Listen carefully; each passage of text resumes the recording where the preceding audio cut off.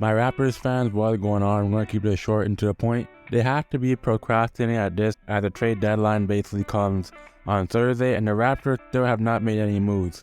I've heard many rumors they wanted Spencer Dinwiddie. I've heard rumors they wanted Ben Simmons. Like, what is Masai Ujiri doing? For Masai Ujiri, I don't know what he's going to cook up, but I think for players that have to be moved right now, I'll tell you to you now, it's either going to be VanVleet, OG Anunoby, or at least likely, I would say it's Gary Trent Jr. Yes, I know these are all surprising players too. Yes, I know they're very young, but VanVleet, he's on an expiring deal next season. I'm not paying him $130 million like Tyler Hero and many others. I'd rather pay Gary Trent Jr. that money instead than having VanVleet, who just basically chugs up shots for nothing. OG, the same applies, but it applies to next season. But I think OG, I would pay him a little bit less. But I think the Raptors are going to have to pay a lot of people. They're going to pay Pascal. I think his contract comes out the books in 2 or 3 years. Fred's contract comes this summer, and Gary Trent Jr.'s contract comes this summer. And then Scotty Barnes, their future on a contract extension. It just doesn't make sense. And I think the Raptors, if they want to move someone and get someone cheaper, I think it would have to be VanVleet. Why is this?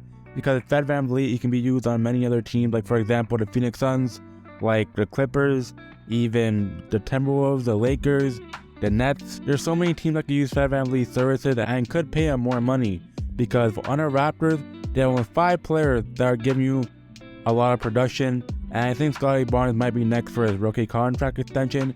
But at the same time, I'm not paying VanVleet $130 million. But for OG, I think he could deserve that, but at the same time, his value is better off elsewhere. But for the Raptors, they have to be procrastinating at this year's trade deadline because they've been in trade talks, they just haven't waited for the right offer, which is fine, but at the same time, I think the Raptors should do something than nothing. I think for the Raptors, they should truly focus on staying young and staying competitive and getting as many picks as possible, because this year's draft class is going to be absolutely crazy. So I don't think the Raptors will even lose under getting draft capital and or young assets. And for the Raptors, I think there's still time. They're still young. They're not from where they were at the championship years, but at the same time, the Raptors, they still have that championship DNA. They still have that championship team structure. And Masai Ujiri, I'm pretty sure, knows how to do it along with Bobby Webster at the helm of the GM. But for the Raptors, there's so many things they have to do. The only thing they lack right now is guard depth and a bench, because they're last in bench scoring. And they need a bit of help from the defensive end, though their offense hasn't been that bad. And lastly, for Gary Trent Jr., I would say he could be the Raptors' most prized asset because he's very young. He's only 24 years of age. He can shoot a 3-ball. He can be very much a good shot creator. He's almost an all-star potential player, as he's almost giving about 20 points per game.